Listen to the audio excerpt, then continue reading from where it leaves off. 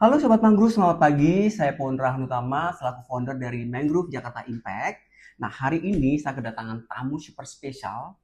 Konon katanya, konon belum diverifikasi, adalah student berbakat, student berprestasi dari Universitas Indonesia, gitu. Nah, ada Puspa. Nah, dalam hari ini kita akan memperingati Hari Konservasi Nasional Indonesia. Nah, kita akan membahas mengenai mitos dan fakta mengenai tentunya mangrove. Oke, sebelum kita menuju ke beberapa pertanyaan tentang mitos, ini saya udah siapin semuanya tim. Boleh dong kenalin diri dulu. Siapa tahu ada pantun mungkin ya. Oke, halo semuanya. Jadi di sini aku mau kenalan pakai pantun biar teman-teman nontonnya juga lebih fun gitu kan, nggak yang kayak tegang Yes, banget gitu karena betul. kita harus belajar sambil fun biar ilmunya juga masuk. Oke, aku langsung mau kenalan pakai pantun. Dibantu cakepnya teman-teman di kolom komen atau share sebanyak-banyaknya gitu. Oke, jalan-jalan ke pesisir Jakarta. Cakep. Pulangnya menikmati bahari. Cakep. Perkenalkan, aku Puspa Khairunisa dari Universitas Indonesia dan hari ini aku siap berbagi konservasi lingkungan demi menjaga bumi yang lestari. Oke. Ah, kita sengaja memang undang gitu kan. Memang tim lagi cari-cari nih, kebetulan jatuhlah ke Puspa gitu. Karena kan dia dilihat dari ini ya, dari backgroundnya segala macam. Nah, kita berbicara mengenai Hari Konservasi Nasional Indonesia. Puspa, Iya. menurut kamu konservasi itu apaan sih? Oke, kalau kita kutip ya, aku sempat research juga dari NV Count itu, konservasi itu basically adalah sistem untuk melestarikan, menjaga, serta mengelola sumber daya alam gitu untuk keberlanjutan manusia ke depannya. Nah, kenapa keberlanjutan manusia ke depannya? Which mean kayak itu jangka panjang kan, Kak. Nah, itu ada Betul. tujuannya nih, aku sebutin beberapa. Yang pertama itu bisa melindungi keberagaman hayati, karena kita tahu kayak beberapa keanekaragaman hayati kita Ya, sudah mau punah gitu kan. Terus yang kedua juga bisa untuk menjaga keseimbangan ekosistem, terutama nih di sini tepat banget menjaga keseimbangan mangrove gitu. ekosistem mangrove betul sekali. Betul. Yang Jadi, ketiga itu sesuai dengan yang istilahnya itu mengelola sumber daya alam berkelanjutan itu meningkatkan kualitas lingkungan hidup kita. Jadi secara nggak langsung kalau kita sebagai manusia melakukan konservasi lingkungan itu balik lagi ke manusianya betul gitu. Dan sekali. kita sendiri yang memetik si manfaatnya ini kayak gitu Kak. Oke, justru kali ini saya mau beli applause tim saya karena ternyata memang memilih narasumber yang super super keren. Oke, benar ya, konservasi itu memang berbicara mengenai sustainable. Kalau sustainability itu berhubungan dengan berkelanjutan. Jadi nggak sesimpelnya gini ya. Saya juga pernah baca. Jadi kalau sustainable itu adalah kita memanfaatkan sumber daya yang alam, tapi tidak merusak, menjaga, dan kita masih memikirkan untuk jangka panjang untuk Benar. next generations. Betul. Setuju ya, kurang lebih Setuju seperti banget. itu. Oke, kalau ngomong memang kebetulan linear dengan Mangrove Jakarta Impact, kita juga pengen memberikan informasi atau kesempatan karena Mangrove Jakarta Impact ini adalah platform buat anak-anak muda bergabung gitu. Nah sebenarnya di belakang ini rame banget nih, ada Melani gitu ya dari Presiden Hai. University, ada Derry, ada Andrew, ada Jacqueline gitu dari Unpad, dari UI juga Ya. gitu, dan juga dari BINUS gitu. Dan kebetulan saya dari London School of Public Relations dan juga kuliah di Paris. Baru datang 2 hari gitu. Kita gantian beri tepuk tangan Oke, Kak Paundra. langsung aja ke mitos. Jadi kan sebenarnya orang-orang pada bingung ya, ini bener nggak sih? Terus denger-dengar apa ini bener? Nah, kita memang sengaja ngundang Puspa pada kesempatan hari ini. Nah, kita pengen tahu nih ya. Yang pertama, produk yang berlabel eco-friendly pasti benar-benar ramah lingkungan. Menurut Puspa itu fakta, mitos, atau bahkan tidak kedua-duanya? Oke, kita bahas dari mitosnya dulu. Kalau dibilang semua produk yang udah langsung label eco-friendly itu ramah lingkungan atau enggak, jawabannya adalah mitos. Kenapa? Oke. Karena label eco-friendly itu harus kita uji dengan sertifikasi yang kredibel. Terus kita juga harus tahu proses pembuatannya serta ada yang namanya greenwashing kalau di ilmu lingkungan. Nah, greenwashing itu apa sih gitu kan? Nah, ini masuk ke Mencuci faktanya. hijau. Enggak dong. Bukan dong. Nah, kita masuk ke faktanya. Jadi, greenwashing itu adalah produk yang dipasarkan dengan seolah-olah produk ini dikemas Peduli dengan lingkungan hijau, gitu. iya, Oke, peduli oke, lingkungan. siap. Terus seolah-olah ramah lingkungan dan mudah diolah sampahnya dan segala macam. Padahal di situ kita harus melihat juga. Nah, tadi kan kita harus menguji nih, ada yang namanya life cycle assessment gitu, Oke. LCA. Nah, LCA LCA, ini betul. metodenya itu untuk mengevaluasi apakah produk tersebut benar-benar eco-friendly, ini masuk kita faktanya, atau bohongan gitu, bodong. Nah, untuk beneran secara eco-friendly itu bisa ditetapkan apabila kita sudah mengetahui bahan bakunya apa, proses pembuatannya seperti apa, terus komposisinya bagaimana, terus dan yang terakhir itu saat diolah kembali menjadi limbah dan limbah tersebut itu bisa dilihat apakah bisa didaur ulang atau cuma menjadi sampah yang akhirnya menumpuk. Nah, Dan jadi polusi. betul Oke, itu. oke, oke. Nah, terus ada juga nih Kak, contohnya gitu. Kadang masyarakat mikir, ya udah, gue ke supermarket, yang penting gue beli tas belanjanya, yaudah kan itu gue nggak pakai plastik, gue nggak beli paper bag gitu. Tapi di sini justru eco-friendly-nya ini yang nggak dapet nih Kak. Kenapa? Karena eco-friendly itu didapat, misal kita belanja ke 10 swalayan. Kalau kita cuma pakai satu paper bag, oke, itu tercapai nih eco-friendly-nya gitu. Tapi kalau misalkan kita ke 10 swalayan, terus 10-10-nya beli, Satu-satunya ya sama aja sama ya, betul, aja betul. Nah, gitu. sebenarnya jadi jawabannya adalah mitos. Mitos ya. Oke, setuju. Tadi juga udah dibantu sama Puspa, penjelasannya juga sangat oke banget.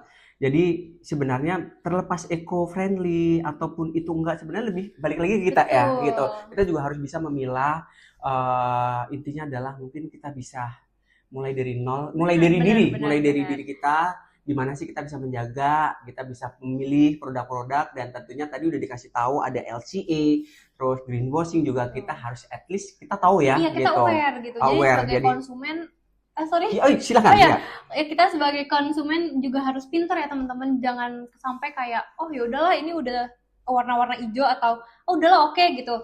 Kita juga harus benar-benar perhatiin ingredients-nya gitu. Bahannya ya, materialnya. Oke, jadi gitu teman-teman Mangrove Jakarta Impact. Jadi pokoknya jangan sampai salah kaprah. Jadi udah tahu ya bahwa produk label eco-friendly itu dia bisa mitos, bisa fakta, tapi lebih ke mitos. Tadi udah dijelaskan sama Puspa gitu. Nah, sekarang pertanyaan kedua.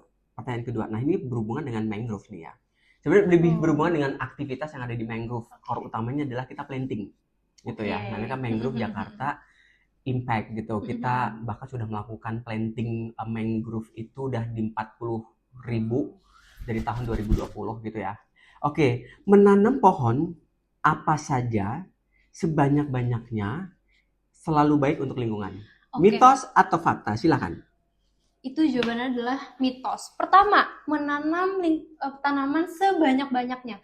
Perlu diketahui teman-teman, kalau di dunia konservasi itu ada memegang prinsip right tree, right place. Nah, maksudnya right tree, right place itu apa sih gitu? Jadi nggak melulu kita melihat ya udah yang penting gue nanam banyak pohon, tapi kita juga harus melihat jenis tanamannya itu cocok nggak sama habitatnya gitu. Misalkan kita nanam tanaman A, aslinya dia habitatnya di air, tapi kita tanam di habitatnya yang darat, itu sama aja bohong dong. Ekosistemnya nggak bisa bertumbuh, terus tumbuhannya juga nggak bisa growing well gitu ya. Growing well-nya tuh kurang kayak gitu. Nah, ada juga yang namanya ecological restoration. Nah, apa sih itu? Nah, jadi konservasi ini nggak hanya bertujuan cuma melulu tadi ya sebanyak-banyaknya gitu, tapi kita juga harus memulihkan fungsinya, strukturnya, serta ekologi yang ada di suatu ekosistem tersebut. Oke, gitu. Jadi sebenarnya Sobat Mangrove Jakarta Impact ini lebih kepada quantity atau quality. Jadi lebih ke quality. Bener banget, saya setuju. Karena kebetulan juga tim Mangrove Jakarta Impact juga bener nih gitu. Kita nanam mangrove yang nggak mungkin kita nanamnya di hutan kota gitu. Memang harus di pesisir, dan memang ada itu harus ada ombaknya, atau di pesisir ada kena air laut, itu benar sekali. Jadi right tree right place seperti itu. Jadi sebenarnya mitos ya, karena benar juga tanaman apa gitu ya. Cuman tapi tentunya boleh dong, setuju dong Puspa ya, at least menanam gitu. Betul ya. Menanam. Oke, tadi udah dijelaskan. Jadi kalau menurut aku sih lebih kepada quantity versus quality. Jadi lebih quality ya. Artinya kita tahu pohon itu apa dan ditanam di mana. Sebenarnya semuanya di konsep itu sama sih ya, kayak right people, right place. gitu ya, ride pacar, ride heart gitu. Jadi itu memang benar sekali, setuju. Nah, mungkin ada tambahan lagi mengenai Oke. apa ya, informasi yang mau disampaikan untuk Oke. sahabat mangrove. Kita kerucutin ke mangrove-nya ya teman-teman. Nah, jadi keberhasilan rehabilitasi mangrove ini juga nggak melulu dipengaruhi tadi untuk memperbaiki fungsinya atau strukturnya. Kita juga dipengaruhi oleh hidrologinya, salinitasnya, Mhm. sedimentasinya, dan bagaimana lingkungan di sekitar gitu. Kalau misalkan kita menanam mangrove tapi lingkungannya itu kualitasnya buruk, itu sama aja bohong gitu. Jadi kita juga harus melihat nih, dan kalaupun lingkungannya buruk, kita bisa perbaiki dulu tadi dari sedimentasinya, salinitasnya, dan lain-lain gitu. Nah, ini ada sebagai sebelum kita lanjut ke mitos lokal selanjutnya, ada contoh seringkali itu orang-orang ikut kegiatan nih, misalkan ikut ikutan mangrove cuma ya udah gue mau ikutan Buat tanam-tanam, foto-foto ya gitu ya foto kita. gitu, kalau sosial media ngasih makan Instagram gitu ya. Kasih Jangan ya makan tuh teman-teman. perut ya. Iya, Instagram ya. harusnya. Nah, Asih. itu harusnya nggak boleh. Kenapa? Karena ada yang namanya tahap yang paling penting justru dari keberhasilan, indikator keberhasilan penanaman mangrove adalah bagaimana cara kita monitoring bibit-bibit tumbuhan tersebut. Kedua, bagaimana cara kita melihat pertumbuhan dari tanaman mangrove yang kita tanam, dan gimana sih kita melihat mengamati polanya si mangrove ini dapat bertahan hidupnya. Itu kan susah ya, itu harus konsisten nih Kak. Kayak kita harus ngeliatin terus gitu, dan orang kan maunya ya udah tanam, nanti suatu saat dia datang lagi, ini punya gue nih, padahal dia nggak ngelihat orang-orang di belakang dia yang selama ini monitoring semuanya sampai tumbuhan yang ditanam ini berhasil. Itu salah satu yang bahkan lebih penting gitu daripada cuma nanam-nanam doang. Nih sobat, kayaknya Puspa ini cocok ya duta mangrove ya. Aduh, boleh ya duta mangrove. Oke, jadi iklan. Jadi kita juga ada duta mangrove Indonesia di bulan Oktober November. Jadi kita akan memilih pemuda yang memang mempunyai mempunyai keinginan, mempunyai panggilan bahwa dia itu peduli terhadap lingkungan pastinya, khususnya adalah mangrove. Dan kita udah jalan di tahun keempat, jadi kita pemilih gitu. Dan pemenangnya kita berusaha akan kirim ke Korea untuk mengikuti lomba-lomba student ya di situ di Korea. Dan kebetulan kemarin tahun 2024-2025 kita duta mangrove Indonesia itu juara 1 gitu harapannya. Oke, berarti kita masuk ke pertanyaan ketiga. Oke, boleh. Oke, perubahan iklim atau climate change sudah terlambat diperbaiki. Jadi konservasi sebenarnya ya tidak banyak membantu. Menurut kamu itu mitos atau fakta?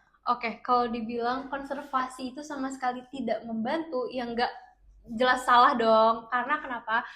Kita kalau misalkan melakukan sebuah usaha untuk mengurangi emisi ataupun perubahan iklim, pasti ada hasilnya gitu. Nah, udah dikutip juga dari IPCC, Intergovernmental Panel on Climate Change, itu setiap pengurangan atau usaha untuk pengurangan gas rumah kaca itu akan membantu membatasi kenaikan suhu, terus naiknya permukaan air laut, terus gelombang panas dan banjir atau kekeringan kayak gitu. Dan mangrove ini merupakan salah satu ekosistem yang dibilangnya itu blue carbon. Tahu nggak nih kakak blue carbon? Pasti tahu banget kan. Nah, oke, aku kasih tahu ke teman-teman kali ya. Blue carbon itu adalah suatu ekosistem yang bisa menyerap karbon itu dalam jumlah yang banyak, disimpannya di mana? Disimpannya di biomasa dan disedimentasi dari mangrove tersebut. Maka dari itu, si mangrove ini tuh ekosistem mangrove ini bisa mencegah banjir rob, terus bisa juga mencegah gelombang panas, dan bisa menjadi, ini plusnya kalau misalkan kita menanam di pesisir pantai, bisa menjadi tempat atau habitat biota air di pesisir pantai kayak gitu.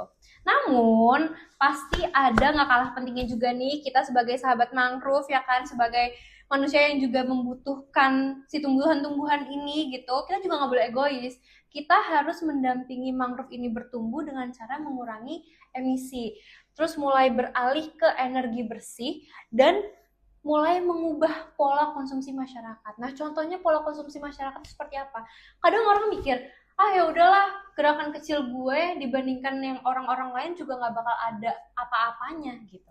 Padahal teman-teman, di sini ada aku highlight adalah kuantitas, effort, dan yang terakhir ada kualitas. Kenapa gitu? Nih aku breakdown jadi 2. Yang pertama, kuantitasnya banyak tadi aku bilang, tapi dia effortnya mikir kayak tadi, ah males ah, paling juga effortnya nggak seberapa sama yang lain gitu, ah orang-orang juga nggak bakal ngelakuin kayak gue, oh sama aja, ya ujung-ujungnya kualitasnya juga buruk gitu.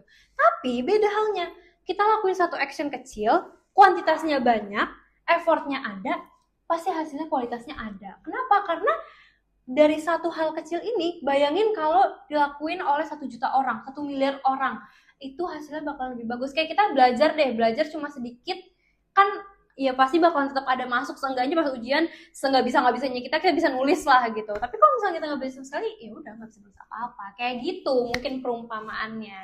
Ya, jadi memang benar menurut IPCC itu ada dua hal, jadi pengalihan fungsi lahan dan juga konsumsi manusia itu berpengaruh pada degradation khususnya di hutan mangrove dan hutan yang lainnya itu memang itu ada dan kebetulan saya kuliahnya bahas itu dibahas ini Oh, di kebetulan ya ya Kak kebetulan berarti. oke IPCC. Nice, Oke, nice. sekarang pertanyaan keempat atau pertanyaan terakhir itu adalah Ada 5. ada 5 ya? Oke, ada 4. Oke, ini pertanyaan keempat. Energi terbarukan seperti matahari, angin, itu benar-benar bebas dampak lingkungan. Menurut Puspa, itu mitos atau fakta?